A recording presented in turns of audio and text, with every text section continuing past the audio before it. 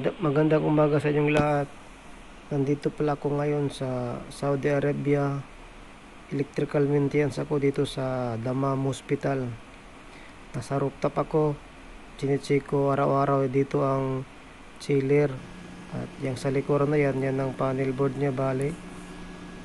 Yung may papel naman dyan, yan ang checklist form namin. Diyan ko sinusulat. Nagmumonitor ako araw-araw bago ako magsimula sa mga job order doon sa loob ng ospital. SOP ko talaga to dito. Ang chinecheck ko dito kung ilan ang load niya bale, yung kilowatt, yan ang kinukuha ko.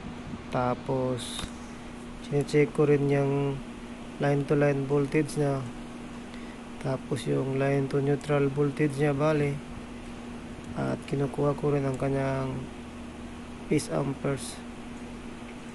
Yan lang bali ang ginagawa ko sa umaga bago ako magpunta sa loob ng ospital para sa mga job order. Medyo madali lang ang trabaho ko dito kasi alam niyo naman pag sinabi maintenance, di ba?